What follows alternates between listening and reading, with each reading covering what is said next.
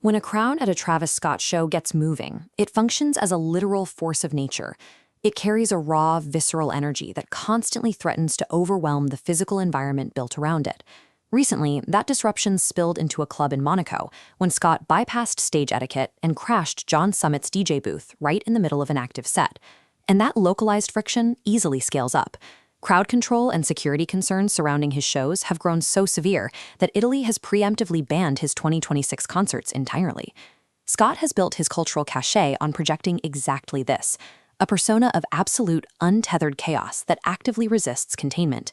Yet behind that cultivated anarchy sits a hyper-controlled corporate reality. Scott currently operates as the meticulously appointed chief visionary for Oakley, directing the brand's creative future. His information security is equally rigid.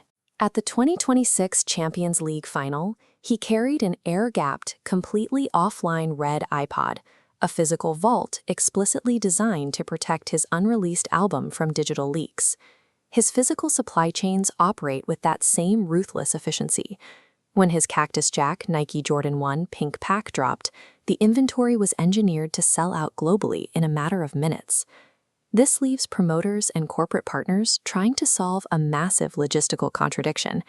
They have to figure out how to build a rigid, perfectly secure supply chain and physical infrastructure to house a walking cultural earthquake. Look at the sheer scale of his recent show at the Jawaharlal Nehru Stadium in Delhi, which packed in 60,000 people.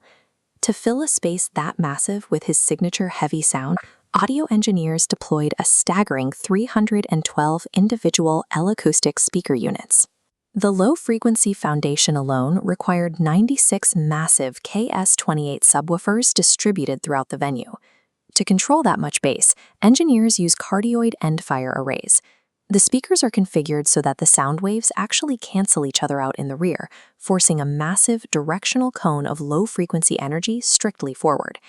This acoustic simulation heat map shows how specific audio modeling pushes intense red and orange gradients of sound pressure outward to pummel the crowd.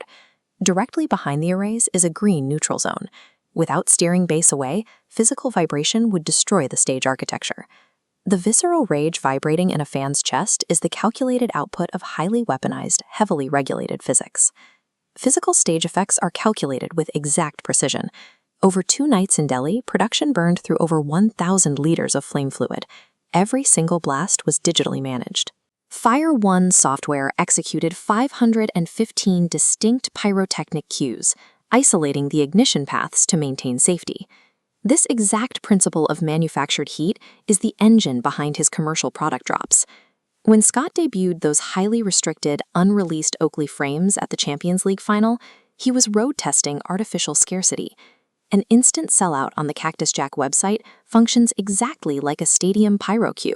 It is a highly regulated, momentarily blinding explosion of cultural heat, designed to leave the audience desperate for more. There is, however, a fatal flaw in this architecture. You can mathematically model sound waves and strictly limit sneaker inventory, but you cannot mathematically model human volatility. We've seen this logistical framework break down under the weight of human variables, resulting in delayed appearances and shortened sets in Montreal and Turkey. And we witnessed the ultimate tragic failure of this system during the Astroworld disaster in Houston, where unmanaged crowd dynamics cost 10 people their lives. The illusion of anarchy is incredibly profitable, but when the engineered safety framework actually breaks, the resulting chaos is catastrophic. Looking at the summer of 2026, the stakes are rising again, with the heavily guarded red iPod vault and the impending release of his Oakley gear. Ahead lies the massive logistical challenge of the Helwatt Festival, where Scott is scheduled to headline alongside Ye. It reveals the ultimate paradox of the Travis Scott era. To successfully sell pure anarchy to millions of people, you are required to build the most rigid, high-tech, and flawlessly executed logistical frameworks on the planet. True cultural disruption is a heavy industry operation. It requires constant, high-stakes engineering just to keep the earthquake on the stage.